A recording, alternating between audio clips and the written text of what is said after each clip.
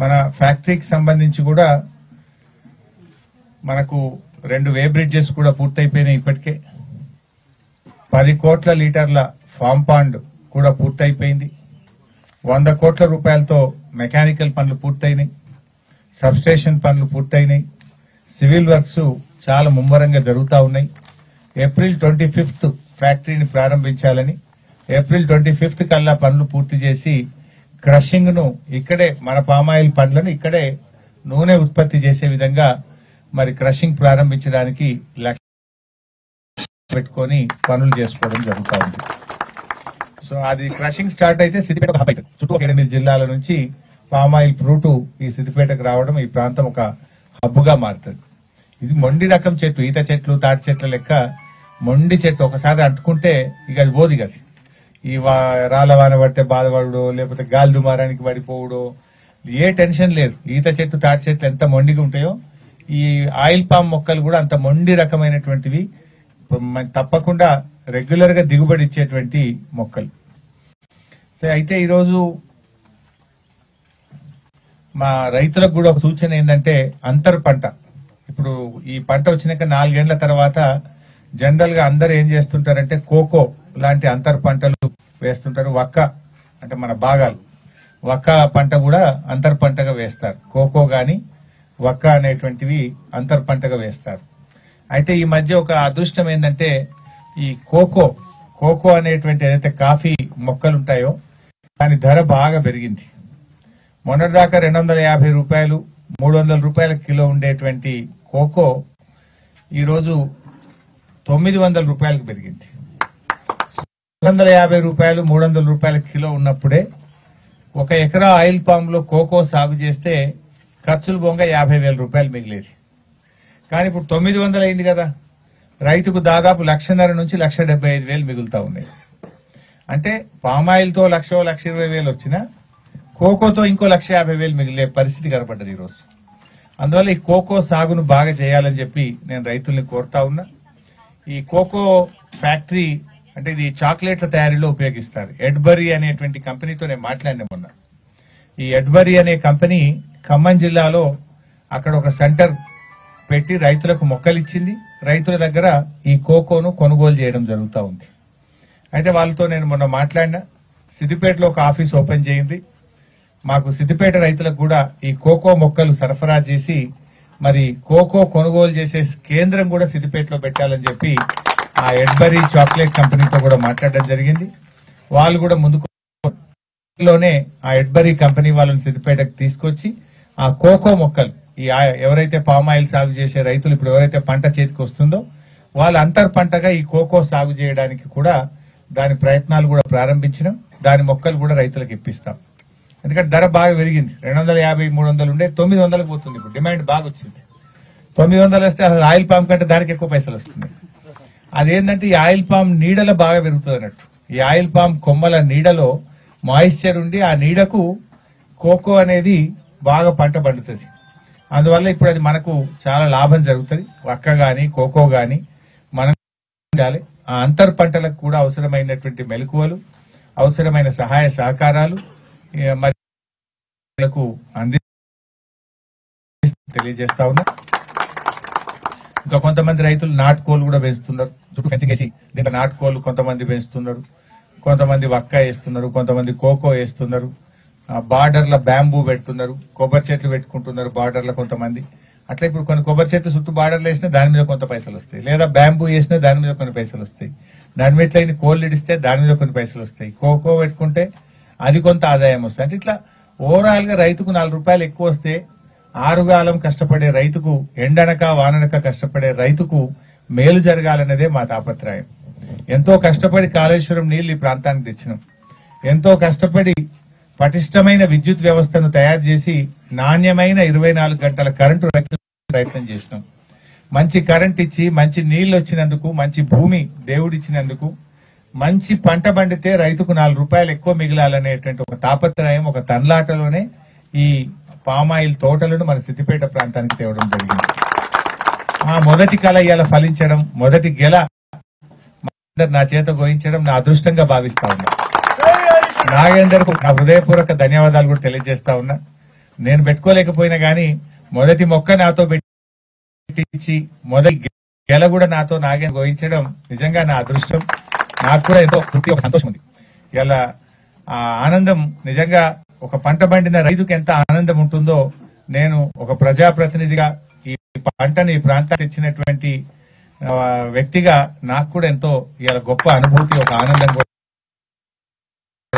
నా సంతోషాన్ని ఐపామ్ రైతులందరితో కూడా పంచుకుంటూ మరి రాబోయే రోజుల్లో ఇంకా ఈ కోకో వక్క పంటలు కూడా అంతర పంటల సాగు చేయాలని, దానికి అవసరమైన సహకారాన్ని అన్ని కూడా సిద్దిపేట ప్రాంతంలో తీసుకొస్తానని కూడా నేను రైతులందరికీ మనవి చేస్తూ, మరి చుట్టూ కూడా బార్డర్లు కూడా అటు బ్యాంబూ గాని కోకోనట్ పెంచడానికి కూడా రైతు సోదరులు మరి ముందుకు రావాలని చెప్పి కూడా రైతులందరినీ కూడా కోరుకుంటూ, ఇవాళ ఈ ప్రభుత్వాన్ని కేంద్ర ప్రభుత్వాన్ని కూడా నేను ఒక ఈ సందర్భంగా డిమాండ్ చేయాలనుకుంటా ఉన్నా. ఎందుకు అంటే ఇవాళ పామాయిల్ దిగుబడి మీద ఇంతకు ముందు కస్టమ్ డ్యూటీ ఉండేది. ఇతర దేశాల నుంచి పామాయిల్ మన దేశానికి వస్తే కస్టమ్ డ్యూటీని గతంలో 15% నుంచి 43% కస్టమ్ డ్యూటీ వేసేవాళ్ళు. 15% నుంచి 43% కస్టమ్ డ్యూటీ ఉండేది. కస్టమ్ డ్యూటీ ఉంటే ఏమైంది, నుంచి మన దేశానికి పామాయిల్ వస్తుంది, లేదా కస్టమ్ డ్యూటీ పడడం వల్ల దాని ధర పెరుగుతుంది గవర్నమెంట్ కు ట్యాక్స్ కట్టినప్పుడు. అప్పుడు ఏమైందంటే మన గెలకు మన రైతుకు ధర ఎక్కువ వస్తుంది.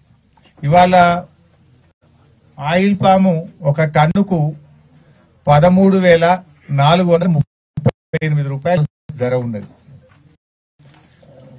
కేంద్రంలో అధికారంలో ఉన్న బీజేపీ ప్రభుత్వం ఈ కస్టమ్ డ్యూటీ మొత్తం తీసేసి సున్నా చేసింది. అంటే పెద్ద పెద్ద కంపెనీలు ఇతర దేశాల నుంచి పామాయిల్ ఇబ్బడి ముబ్బడిగా మన దేశంలోకి రూపాయి ట్యాక్స్ లేకుండా తీసుకురావడం జరుగుతుంది. దానివల్ల కొంత పామాయిల్ ధర పడిపోయింది.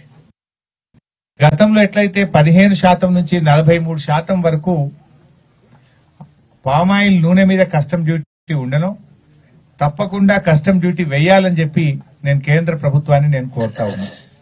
ఓ 15% 20% కస్టమ్ డ్యూటీ ఉంటే ఏమైతుంది, ఈ టన్నుకు ఇవాళ 13,438 బదులు 16,000 17,000 రూపాయలు రైతుకు ధర పెరుగుతుంది.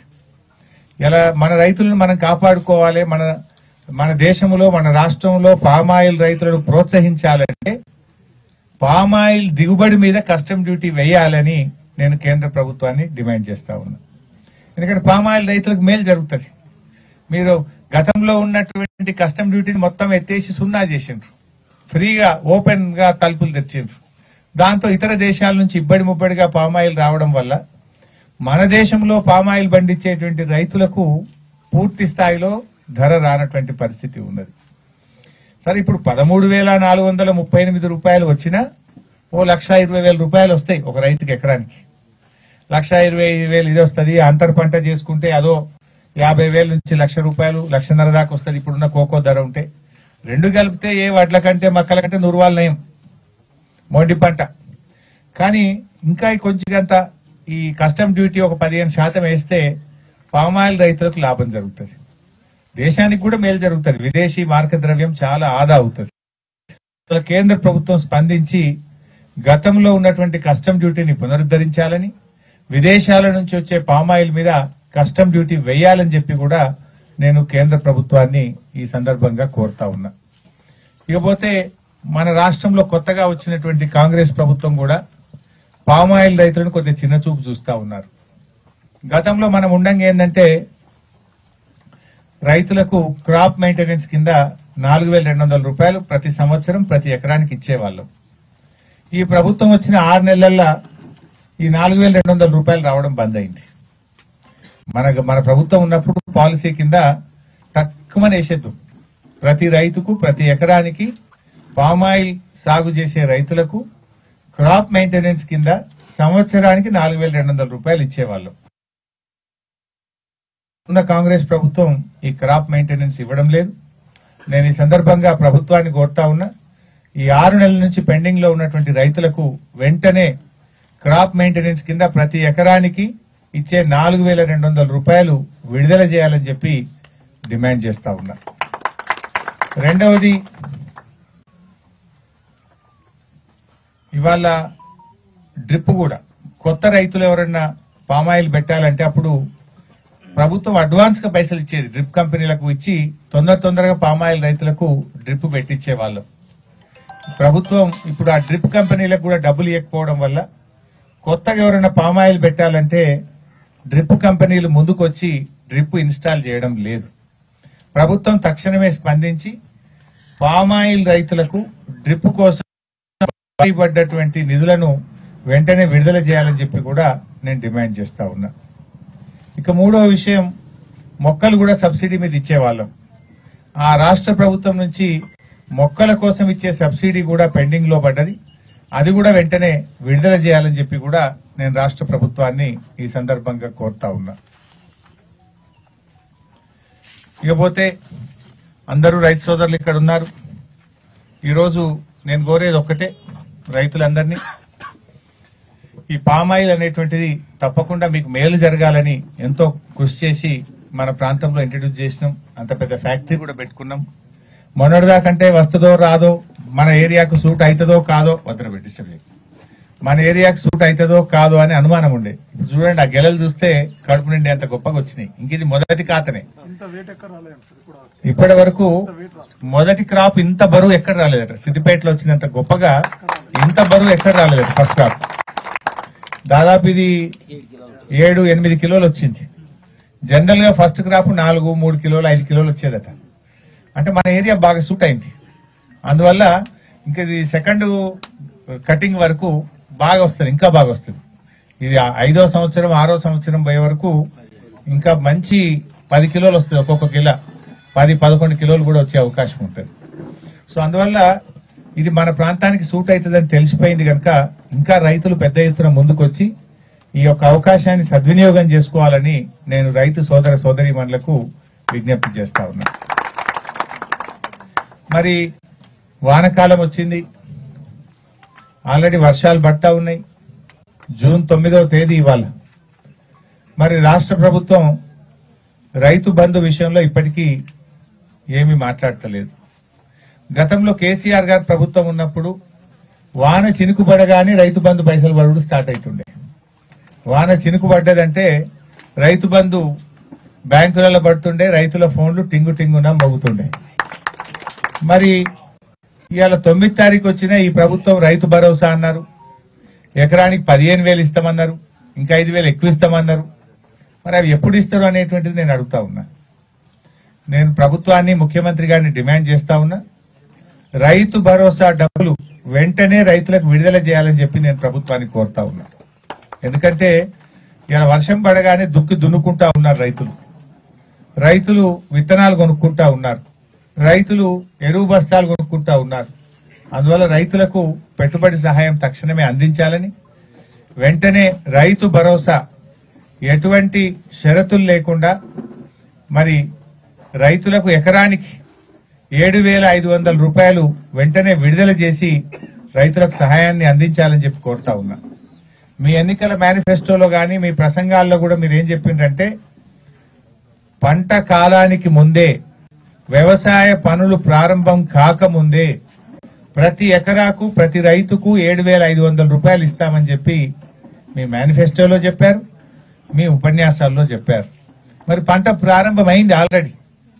కొన్ని చోట్ల ఆల్రెడీ విత్తనాలు వేస్తా ఉన్నారు, ఆల్రెడీ విత్తనాలు వేయడం కూడా ప్రారంభమైంది. మరి వెంటనే రైతు బంధు వేయండి.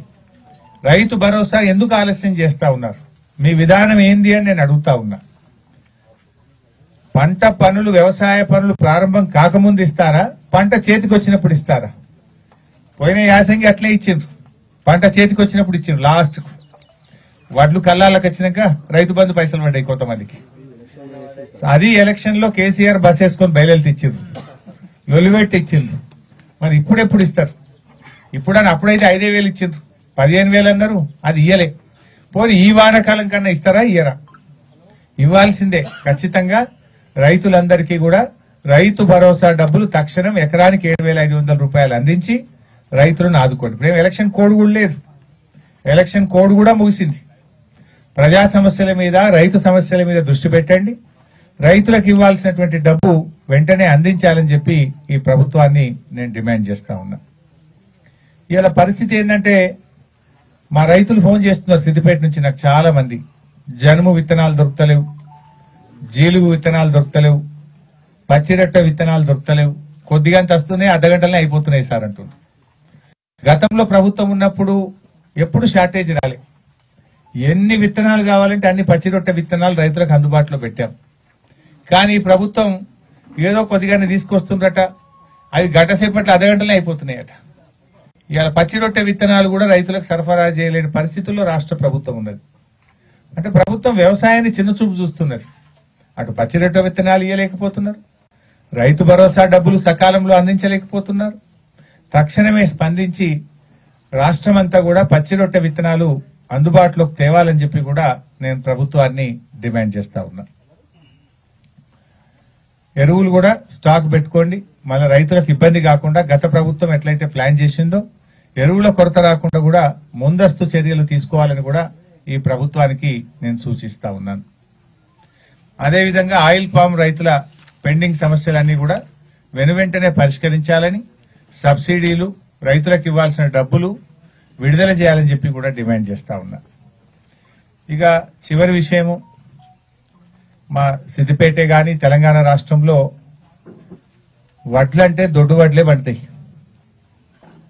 ఈ ప్రభుత్వం ఎన్నికల సమయంలో గాని మేనిఫెస్టోలో గాని వడ్లకు 500 రూపాయల బోనస్ ఇస్తామని చెప్పారు. కానీ ఈరోజు మాట మార్చి సన్నాలకు మాత్రమే బోనస్ ఇస్తాము అంటున్నారు. అసలు సన్నాలు పండనే బండయి. సన్నాలు ఎవరు పెట్టుకున్నా రైతులు ఇంటి మందం పెట్టుకుంటారు, ఓ 5 దొయ్యలో 10 దొయ్యలో పెట్టుకుంటారు. ఇంటి మందం పెట్టుకొని తిండి గింజల మందం పెట్టుకుంటారు, అవి పండించుకుంటారు తప్ప అమ్మరు మార్కెట్లో. రూపాయికి 90 పైసలు దొడ్డు వడ్లే బంటాయి. ఇవాళ మేము దొడ్డు వడ్లకు బోనస్ ఇయ్యము అంటే వడ్లకు బోనస్ ఎగబెట్టినట్టే కదా, రైతులకు మోసం చేసినట్టే కదా. మీరు ఆ రోజేమో ఊరిచ్చిండ్రు, వడ్లకు మేము 500 బోనస్ ఇస్తామని నమ్మిచ్చిండ్రు. కానీ గెలవంగానే ఇవాళ సన్నాలకు మాత్రమే ఇస్తామంటున్నారు. సన్నాలు ఎకరాకు ఒక 5-10 క్వింటాలు తక్కువ పడుతుంది, రోగం ఎక్కువ, గట్టిగా గాలి దుమారం పెడితే కూడా పడిపోతుంది, వాన పట్టే కూడా దొడ్డు చినుకులు పట్టే కూడా వంగిపోతుంది. దోమపోటు ఎక్కువ, దానికి దోమపోటు ఎక్కువ, రోగాలు ఎక్కువ, గట్టిగా వాన పట్టే వంగిపోతుంది, దిగుబడి తక్కువ. ఇక దానికి నువ్వు ఇస్తా అంటే ఏం లాభం? దొడ్డు వడ్లు 25-30 క్వింటాలు పండితే సన్న వడ్లు 15-20 పడతాయి. మరి దానివల్ల రైతు నష్టపోతాడు తప్ప లాభం జరగదు. ప్రభుత్వం ఇప్పటికైనా కళ్ళు తెరవాలి, రైతులకు అన్యాయం చేయొద్దు, రైతులకు మోసం చేయొద్దు, అన్ని రకాల వడ్లకు 500 బోనస్ ఇవ్వాలని చెప్పి నేను ప్రభుత్వాన్ని డిమాండ్ చేస్తా ఉన్నా. మంత్రులు సన్నాయి నొక్కులు నొక్కుతారు, మొదలు సన్నాలు కొంటాం తర్వాత దొడ్డు గిత్తం. అప్పుడు అట్లా చెప్పలే కదా మీరు.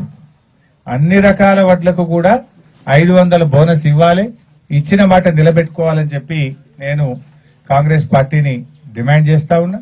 ఎందుకంటే ఇది మాట తప్పడం, ఇది రైతుల్ని మోసం చేయడం, రైతులకు దగా చేయడమే అవుతుంది. అన్ని రకాల వడ్లకు బోనస్ ఇస్తారా ఇయ్యరా స్పష్టంగా చెప్పాలి, ఖచ్చితంగా ఇవ్వాల్సిందే అని చెప్పి కూడా నేను డిమాండ్ చేస్తా ఉన్నా. రేపు జరగబోయే అసెంబ్లీ సమావేశాల్లో కూడా అన్ని రకాల వడ్లకు బోనస్ ఇవ్వాలని బీఆర్ఎస్ పార్టీ పట్టుబడుతుంది. బీఆర్ఎస్ పార్టీ రైతుల పక్షాన పోరాటం చేస్తుంది. Thank you.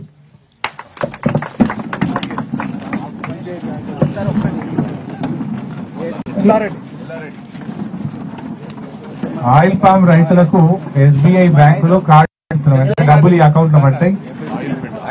Oil fed Nagender ఎల్లారెడ్డినా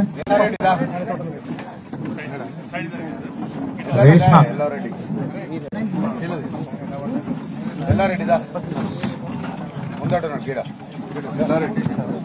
నీదెప్పుడే కోత, నీది కూడా ఇవాళ ఉన్నా అదే ఇట్లే వచ్చిందా? నీది కూడా పెద్దగానే ఉందా? సంతోషం. రమేష్ రెడ్డి